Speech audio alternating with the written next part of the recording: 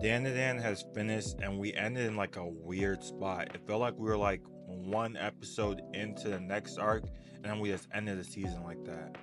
But as a manga reader, I'm gonna give you my opinions on this anime. Art style was amazing, animation was amazing. There's one camera angle they did in like that Nessie arc, or like that little ripple of water, like little curve to the side like that, and then landing at where Momo was at. That joint was hard as a mess. It felt smooth. It had a lot of nice angles, bro. If you went to see the first 3 episodes of the movie, we saw like the director talk about how he tried to bring like the manga to life.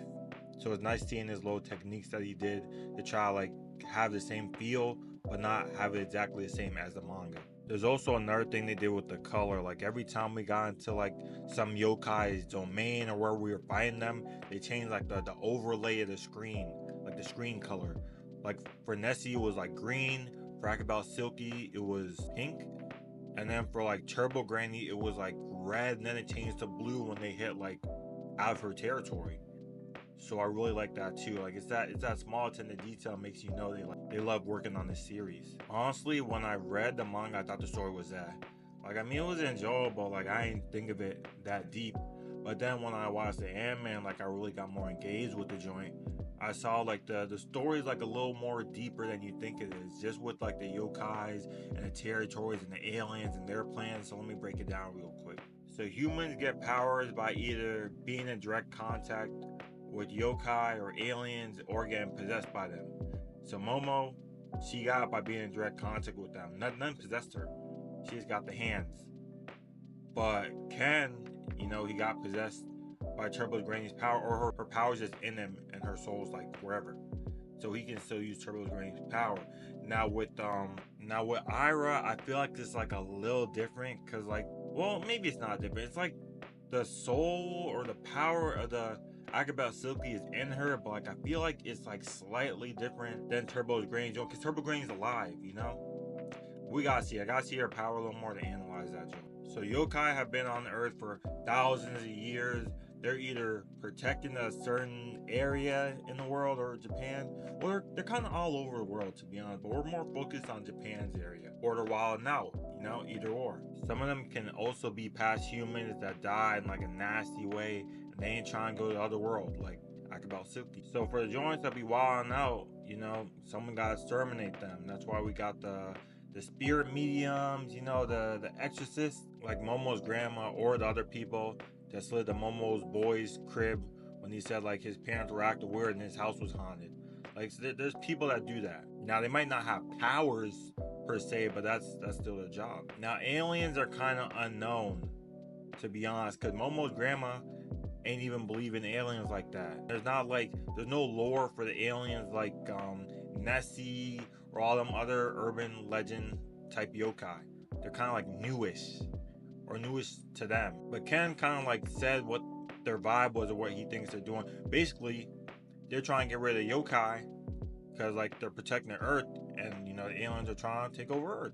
So they're kind of using like humans that get powers by yokai and like get their powers so they can be stronger than the yokai, and the aliens will take over the world or take over Earth, probably the world. So our main cast is in the middle of this because Turbo Cranny took Ken's testicle and he's trying to get it back, and like everybody's just attacking them, man.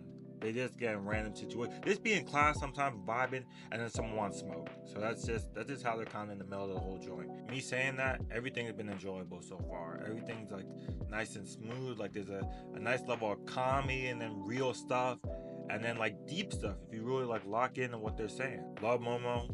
She feels like she's not like a typical female lead, man. She know how to joke. She know how to have a good time.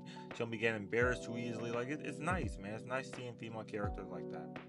Ken cool too. He's not like he seemed like the nerdy guy, but like he began hype, man. He began hype, bro. He's enjoyable too. We got Turbo Granny walk around like Cone and Bleach.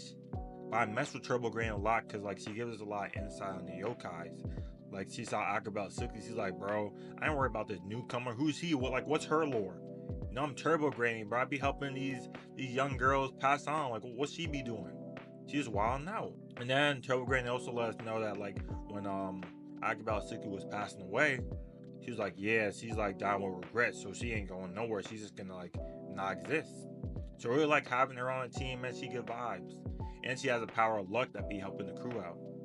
And that's very interesting because let me get into powers real quick. I know it touched down on a little bit, but let me get a little more in depth.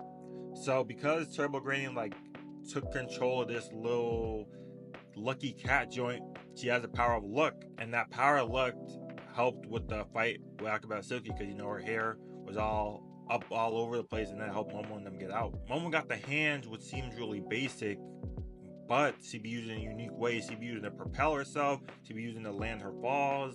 She'd be using like get into people. Like she's really locking in with her joint. And that's cause like it's her own power. Like she like awakening on her own. It's not cause something possessed her really. Now Ken's joint's a little different, a little more interesting.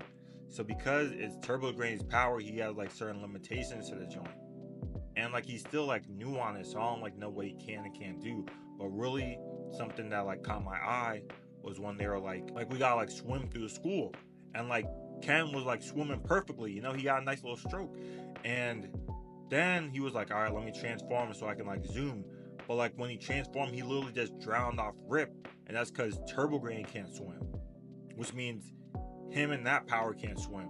Which is like, it's very interesting because like he's only like, he can only do so much. Like he can't like do anything Turbo Granny can't do, if that makes sense. That's how I see it though. I have to see a little more, like really lock in on it. Overall, I feel like this is an amazing show to binge. It looks really good. It's really enjoyable. That just shows you can just sit on the couch and just lock in for 12 episodes, man. I feel like it doesn't take itself too seriously. Like I said, there's some deep stuff, but you really gotta lock in on it. And I feel like I like how it like draws from like these legends or these yokai. They're like kind of well known, like Nessie. Everyone knows Nessie. And I feel like shows don't really like do. I've seen like low key shows, but no like big poppin' show really beyond that legend stuff. So it's really nice to see. The vibes like really remind me of Bleach, to be honest. Like I said, Cone, kind of like the yokai exterminating them, like the group of 4. It's same kind of vibe, but like it's not really similar. So like I'm gonna still give it props. This joint really makes me want to reread the manga, so I feel like it like did its job, man. Shout out to them.